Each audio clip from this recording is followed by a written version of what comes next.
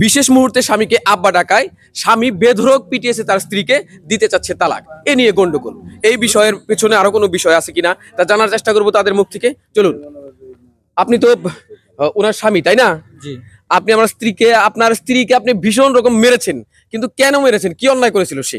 কারণ সে অন্যায় করছে যে সে আমাকে মনে করেন কি বলবো, ওই সময় কেউ কাউরে আব্বা বলে, ওই সময় যদি আব্বা বলে তাহলে আর কি করার থাকে, তখন তোমাদের বিষয়টা ধামাচাপা দেওয়া রাখা উচিত ছিল। তোমাদের ঘরের বাইরে তো বিষয়টা, এটা তো ঘরের বাইরে আনার কথাটা মানে সরান ঠিক হয় নাই। এই যে এখন গ্রাম অবস্থায়, এখন মিডিয়া অবস্থায় সব জায়গায় ছড়তেছে, এখন ভালো হইতেছে। হই আল্লাহ করাটাও একবার ঠিক হয় না, কারণ এটা মানে সমাজের একটা বদনাম, বুঝছো কি? এগুলা আসলে তোমরা জামাই বোঝ এগুলো করছো, এগুলো ভিতরে ভিতরে রাখতা, এগুলো সমাজে ছড়াই লাগছে। আমি তো বুঝছি এই জিনিসটা, আমার বউ যদি না বুঝে তাহলে আমি কি করবো? দেখছেন তো এই যে ঘর ছেড়ে বাইরে এসে কিভাবে লুটে পড়ে রয়েছে।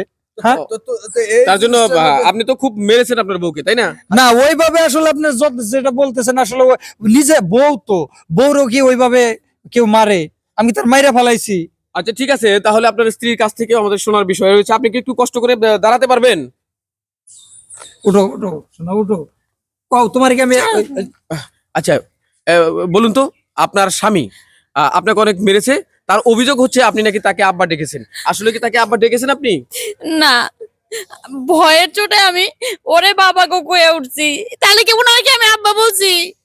হ্যাঁ? ভয় কিসের ভয়? হ্যাঁ, খুলে গাও, খুলা খাও, কিসের বল? মানুষ ভয় পায় না? স্বামী স্ত্রী একটা সময় একটা ব্যাপার আছে। উনার সাথে আমার নতুন বিয়ে হয়েছে, বুঝেনি তো, মানুষ ভয়ে। উনি আমার এমন ভাবে যে বলতে পারতেছি না, আমি শরম করতেছে আমার। এই মিয়া, শোনো, তোমার একটা কথা কই। এই যে বুঝে নিয়েন, এই সমস্ত কথা কি মুখে আনা যায়? হ্যাঁ, আচ্ছা হ্যাঁ, আভ্যন্তরীণ অনেক বিষয় থাকে যা আসলে মুখে আনা যায় না। তারপরেও সবার যে চিন্তা ভাবনাটা আপনারা করেছেন, আমরা করেছি বা দর্শক করেছে, মানে আব্বা ডাকার বিষয়টা কিন্তু স্বামীকে কেউ কখনো আব্বা ডাকতে পারে না।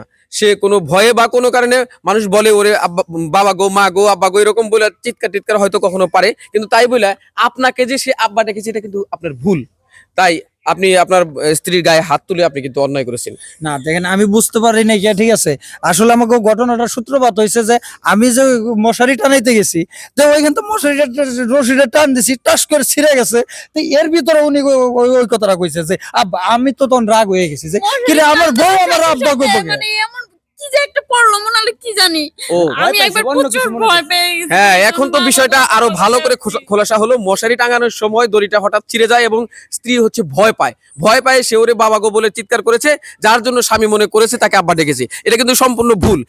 এরকম অনেক কিছু রয়েছে যা আমরা ভুল বুঝে একটা বাজে সিদ্ধান্ত নিয়ে অনেক সময় নিজেরা ক্ষতি করে ফেলি। এটা ঠিক না। এই ভিডিওটি নির্মিত হয়েছে আপনাদের বোঝানোর জন্য যে আমরা আসলে অনেক সময় ভুল ভ্রান্তিকে প্রাধান্য দিয়ে আসল বিষয় থেকে সরে যাই এবং মূল বিষয়টি ঢাকা পড়ে থাকে। মূল বিষয় হচ্ছে উনি ভয় পেয়ে আব্বা গো বলেছেন, যার জন্য স্বামী মনে করেছে সে তাকে নিজেকে আব্বা বলেছে, এর জন্য তাকে পিটিয়েছে। তো এই ধরনের ভুল ভ্রান্তি যাতে কেউ না করে, এই জন্য সবার প্রতি অনুরোধ রইল, আমাদের এই ভিডিও দেখে আপনারা আপনাদের মতামত কমেন্টের মাধ্যমে জানাবেন, আমরা আশা করি। আমাদের চ্যানেলের পাশে রয়েছেন এবং থাকবেন চিরদিন, প্রত্যাশা রেখে আজকের মতো বিদায় নিচ্ছি। ভবিষ্যতে পরে আবার কোনো ভালো ভিডিও নিয়ে আপনাদের সামনে হাজির হব। আমি মাইনুল ইসলাম মাইন, সবাইকে ধন্যবাদ জানাচ্ছি। আল্লাহ হাফেজ।